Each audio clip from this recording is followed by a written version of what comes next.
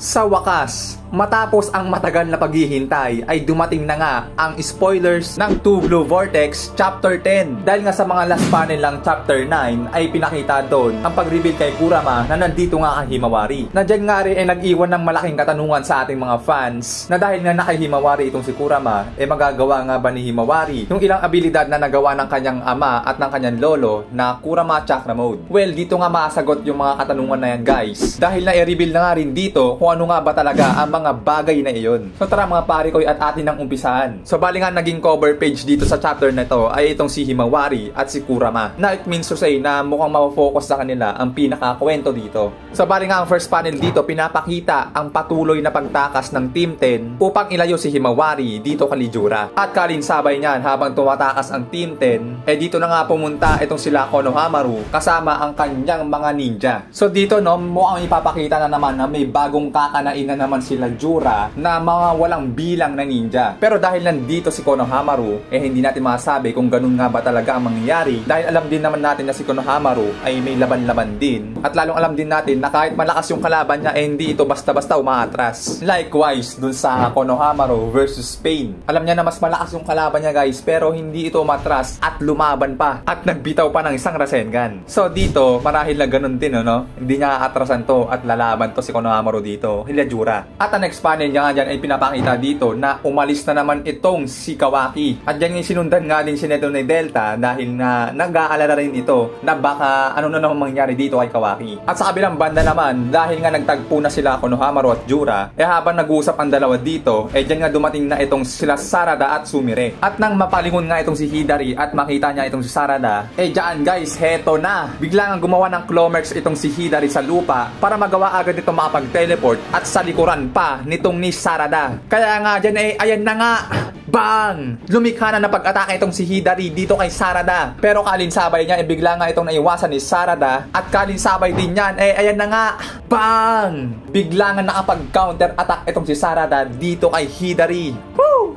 Napakaangas mga sir. At dyan ngay makita pa natin dito na bigla ngang tumumba o dumapa itong si Hidari. Sheesh! Counter attack yan boy. Then ang next panel naman dyan etong ngang si Himawari at si Kurama. At dito mga pare makukumpirma na natin. Dito sinasabi kasi ni Kurama yung about kay Naruto dati. Tapos yung about kay Himawari ngayon. Sinabi niya dyan dito kay Himawari na kumpara nga daw sa lahat na naging Jinchuriki ni Kurama si Himawari nga daw ang pinaka-better. Dahil nga daw na napakataas ng chakra ni Kurama. At dahil si Kurama ay naka-Himawari ngayon, wala daw pag-aalinlangan na malalampasan ni Himawari si Naruto noon. So, ibig sabihin din guys, tulad ng ginawa natin content na araan dito sa Facebook, doon guys sinabi natin di ba na maaari talaga magamit ni Himawari ang KCM. Ngayon dito sa panel na to ng Two Blue Vortex Chapter 10, ito rin niya magsasabi na ganun nga talaga, proven na maaari talagang gamitin ni Himawari ang KCM. At hindi lang basta magagamit. Mukhang mas magiging maangas pa ito kumpara sa paggamit ni Naruto ng KCM noon. Dahil guys, si Kurama na nagsabi sa lahat ng naging Jinchuriki niya, si Himawari ang pinaka-the best daw. Kumbaga, pinaka-fit na Jinchuriki nitong ni Kurama. So, napakaganda nito mga pare ko yun, no? Kumbaga, sa isang vessel ng Otsutsuki, ito yung tinatawag natin na perfect vessel. So, dito naman, si Himawari yung parang pinaka-perfect vessel ni Kurama. Pinaka-perfect Jinchuriki, kumbaga. At syempre, habang nangyayari nga ang conversation na yan, dyan nga bigla nang kumilos si Jura upang habulin sa himpapawid ang Team 10 kasama si Himawari. Na kung makikita pa natin, dyan ngay lumilikha na naman ng Bijudama itong si Jura gamit ang kanyang kabilang mata. At mula nga dyan ayan na. Bang! Tinamaan nga ang kabilang pakpak ng bird art technique nitong ni Inojin. Pero mabuti na lang nandyan si Chocho upang masagip silang lahat. But wait, there's more. Dyan na nga papalapit na pala si Jura sa kanilang pagbagsak. Pero habang papalapit si Jura mga pare ko ay heto na. Bang! Bigla nga umatake itong si Himawari kay Jura. Pero hinawakan lang ito ni Jura yung paa ni Himawari mga pare. At habang hawak yung paa ni Himawari dito dyan nga binalibag ni Jura itong si Himawari. Bang! And syempre, dahil overprotective nga itong si Inojin kay Himawari, dyan nga guys, naggalit itong si Inojin. Kaya heto na, sa next panel, lumikha na naman ang pag-atake itong si Inojin, mga pare. Pero wala itong kwenta guys. Bigla lang ito sumabog sa pamagitan ng wood style nitong ni Jura. Kaya nga dyan, heto na naman. Gumamit na naman ng wood style si Jura dito kay Himawari. At dyan umatake na naman si Inojin upang sagipin itong si Himawari, mga pare. Pero as usual, wala itong kwenta at sinipa lang siya ni Jura. Kaya bagsak itong si Inojin. Pero kalinsabay kagaya niyan. Ang next panel dito guys, ayan na. Tinapos na nga ni Jura itong si Inojin sa pull at tinuhog ng kanyang wood style. Oh, nakakalungkot naman guys.